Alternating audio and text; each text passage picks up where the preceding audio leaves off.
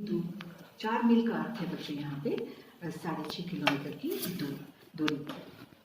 करीब दर्जन भर नारियल कंधे पर लिए पिताजी घर लौटते और उसके बाद ही उनका नाश्ता होता। तो देखिए वो अपने कंधे पर जो है 12 दर्जन मतलब 12 नारियल अपने कंधे पर वो उठा कर लाते और उसके बाद वो नाश्ता करते थे। देखिए कितनी मेहनत करते थे। मैंने अपने विज्ञान एवं प्रौद्योगिकी की सारी जिंदगी में पिताजी की बातों का अनुसरण करने की कोशिश की है। उन्होंने क्या किया, उनके पिताजी को मतलब अनुसरण यानी अनुकरण यानी पालन करने का कोशिश किया। किसमें? विज्ञान में, साइंस में और टेक्नोलॉजी में। ओके, इसमें उन्होंने जो है उनका पालन करने की कोशिश की।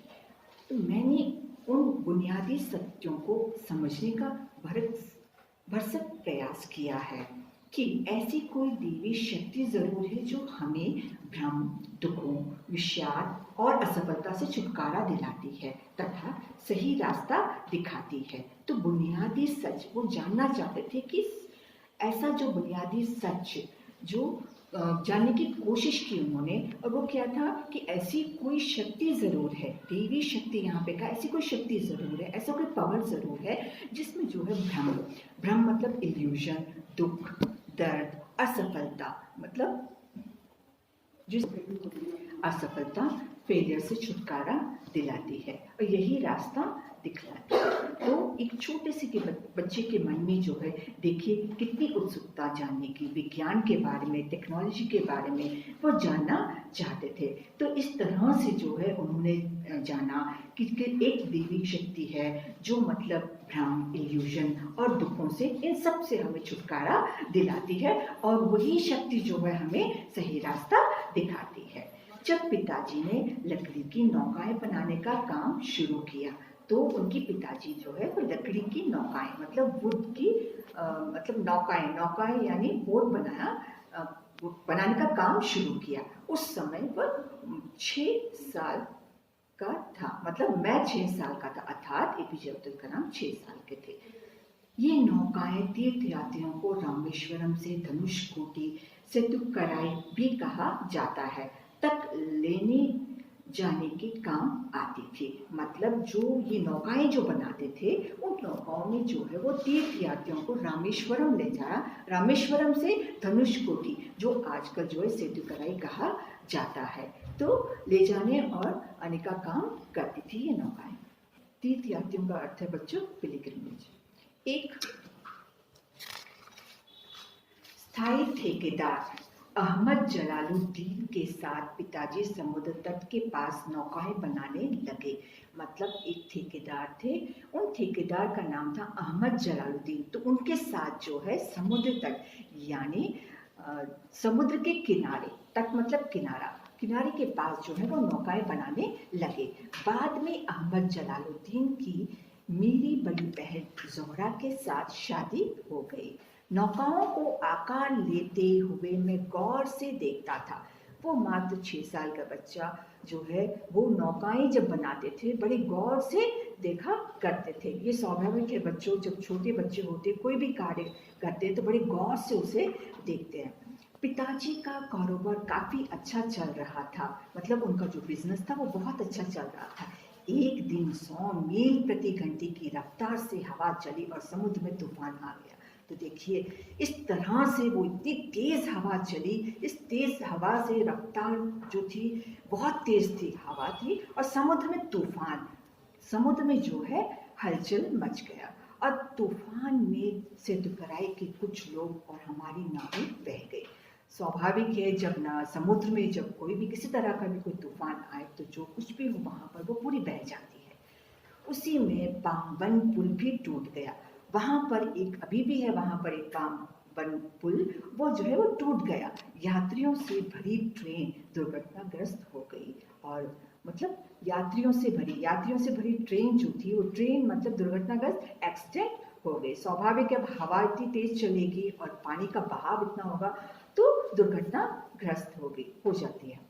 जब तक मैंने सिर्फ समुद्र की खूबसूरती को भी देखा था। तो देखिए यहाँ पर जो बिल्कुल सही, समुद्र की खूबसूरती बहुत ही अच्छी होती है। आप जाकर कभी देखे होंगे समुद्र के तट पर अगर आप खड़े हो जाए तो आपको बहुत अच्छा लगेगा और सुकून भी मिलता है। लेकिन जब उन्होंने यह त्राही देखी यहाँ पर तो उन्हें बहुत ही खराब लगा और उसकी अपार एवं अनियंत्रित ऊर्जा ने मुझे हतप्रभ कर दिया। तो देखिए उसकी अपार और अनियंत्रित मतलब नियंत्रण मतलब अनियंत्रित, जिसमें कोई नियंत्रण ना हो, ऐसी ऊर्जा और ऐसी एनर्जी जो समुद्र में जो हवा चली और जो पानी बहा वो देखकर जो है हतप्रभा का मतलब है यहाँ पर सरप्राइज यानी शिथिल हो गई। अपार एवं अनियंत्रित मतलब अनकंट्रोल ऊर्जा जो हतप्रभा शॉक कर दिया यानी सरप्राइज कर दिया। उम्र में काफी फर्क होने के बावजूद अहमद जलालुद्दीन मेरे अंतरंग मित्र बन गए।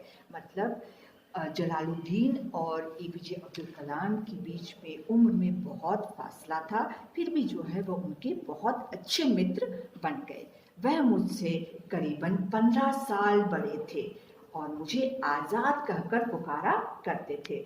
तो कितना फासला था उनमें, 15 साल का फर्क था उन पे, और वो जो है उनको एपीजे अब्दुल कलाम को आज़ाद कहकर पुकारते थे। हम दोनों रोज़ाना शाम को दूर तक साथ घूमने जाया करते। हम मस्जिद वाली गली से निकलते और समुद्र के रेतीले तट पर चल पड़ते। मैं और जलालुद्दीन प्रायः आध्यात्मिक विषयों पर बातें करते। तो दोनों जो है मतलब रोज़ाना वो घूमने जाते थे। जब वो घूमते थे तो घूमते समय भी वो जो है आध्यात्मिक अर्थात आध्यात्मिक का अर्थ है जो धर्म से संबंधित विषयों पर वो बातें करते थे। कौन? जलालुद्दीन और एपीजे अब्दुल कलाम। प्रसंगवश मुझे यहाँ यह भी उल्लेख कर देना चाहिए कि पूरे इलाके में सिर्फ जलालुद्दीन ही थे जो अंग्रेजी में लिख सकते थे। बिल्कुल सही, उस जमाने में बहुत कम लोग जो है पढ़े लिखे थे। तो उनका मतलब वो बताना चाहते हैं कि जो है जलालुद्दीन थे उस इलाके में, सिर्फ उन्हीं को जो है अंग्रेजी यानी इंग्लिश पढ़ना या लिखना आता था। मेरे परिचितों में जलालुद्दीन के बराबर शिक्षा का स्तर किसी का भी नहीं था। तो वो कह रहे हैं कि मेरे परिचितों में, मैं जिन्हें जानता था और जलालुद्दीन के बराबर मतलब उनके बराबर की शिक्षा का स्तर लेवल किसी में भी नहीं था और ना ही किसी को उनके बराबर बाहरी दुनिया के बारे में पता था। मतलब ना ही वो बाहर की दुनिया के बारे में कुछ जानते थे। जलालुद्दीन मुझे हमेशा शिक्षित व्यक्तियों, वैज्ञानिक खोजों, समकालीन साहित्य, चिकित्सा विज्ञान की उपलब्धियों के बारे में बताते रहते थे।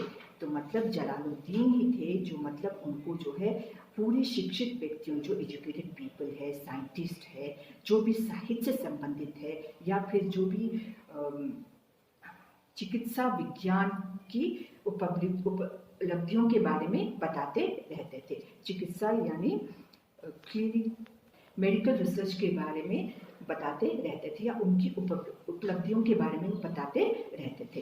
वही थे जिन्होंने मुझे सीमित दायरे से बाहर निकालकर नई दुनिया का बोध कराया।